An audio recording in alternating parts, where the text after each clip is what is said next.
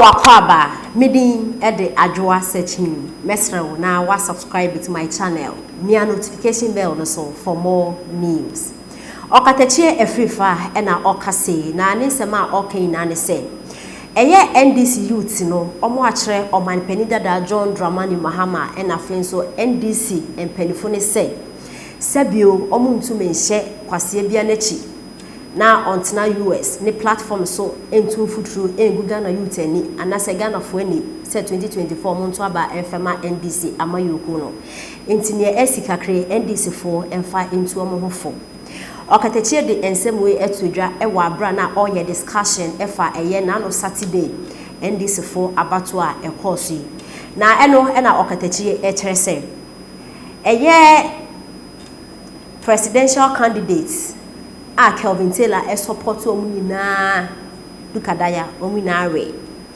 na eno okatachie efrifa etrese titru pa ene aswase mutaka ne constituency ene Kelvin etna ne platform so ye so nano Saturday wato abe mutaka enwini na eno okatachie efrifa etrese NDC fumu fentumu because near Kelvin candidate or support omuna ware inti no tumi be no wa otumi etna ne platform so NDC for mi wotumi mi we say me na mo aba power oni power bia nti NDC for mu tumi hofo ne e course na no Saturday mo primary sia mo coin nti nsema okatachi afrifa e de etudwa simo NDC ni bia betua sika ma Kelvin wo shu sika yango next one there be inside hey esawai Fanko ayi aswase. From the cross once mu barak mutaka ozo si asa way. Ko page no so na ko fa na fa beto. Wanu wadi na te mutaka wo na we mutaka is a fool mutaka then na me de Masaudu fine gentleman. Ko prospect.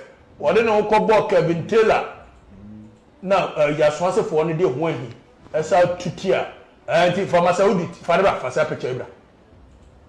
No mu tutia Kelvin Amu tutia Masaudu.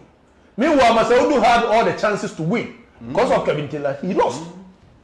Even within the NDC, within the NDC, they cannot let you sit in America, use insults and character assassination. I've Kelvin Echo Fire picture over to her, Masaudu, the winning team. As I was asking for say, oh, because he had to me at now this idea, my own. Oh, much what you know. Eh? Oh, much what you know. So Kelvin list of obi or supportive you lose.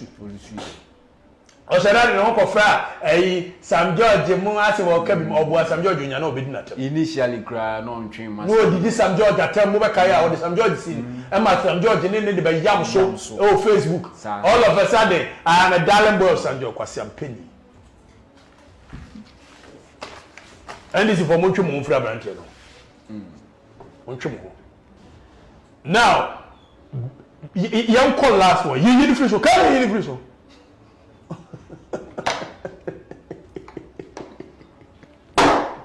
I me modi. I do see you. I do obebo. I do obebo. Kelvin you will mention my name.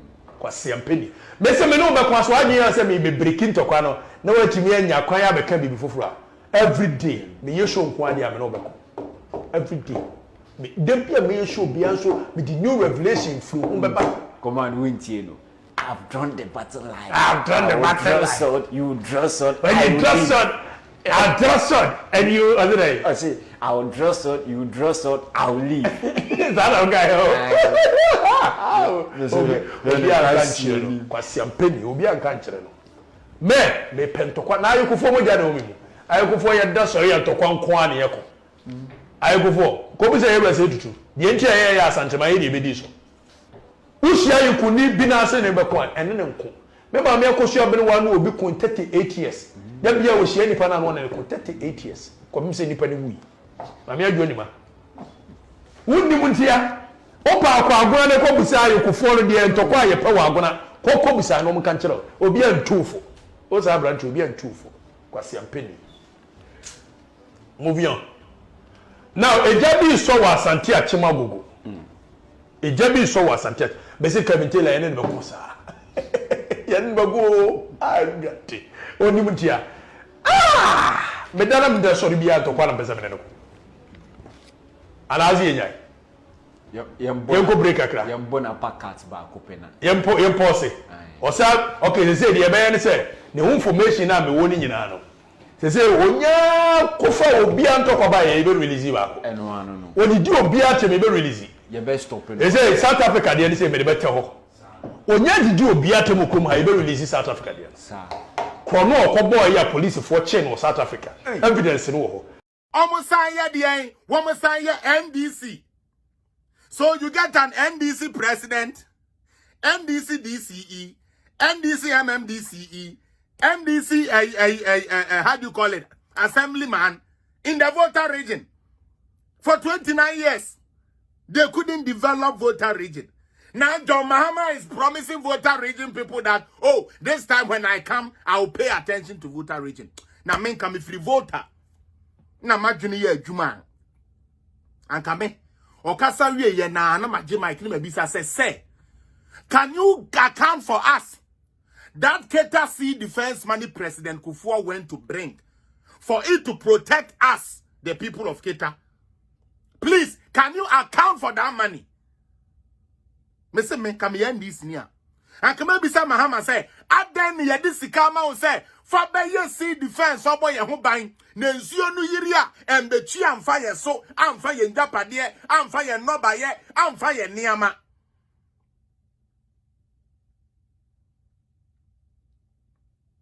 But NDC if we go Volta region etnase ena papa na ye this man say onfa ye sea defense na to yire nchemo etesa antomo no okoto omo 10 bags and konto local rice kura nanka local producers no enyes kadebi okoto long grain rice perfume rice 10 bags oto esichire 10 bags nkatie 10 bags yeye atoko esam kakra en yeye sardine box 20 en yeye eyi omeka ne sen sheto omde gu jelly kan mu en ye de gare eno so no boto no be 10 because ye hu se mo no gele na fata mo gele soakings no efata mu nti no ye de mo 10 bags pe gele no ye de be 100 bags na ba ye mu fa bi nkoka ayi ni.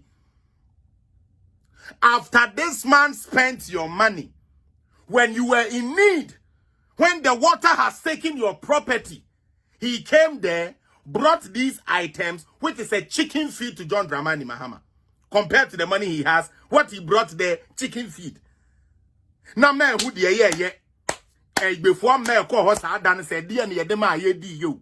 E Mahama welcome wezolo, e wezo yo, e wezolo, e Mahama wezolo, egba. Na me say sa.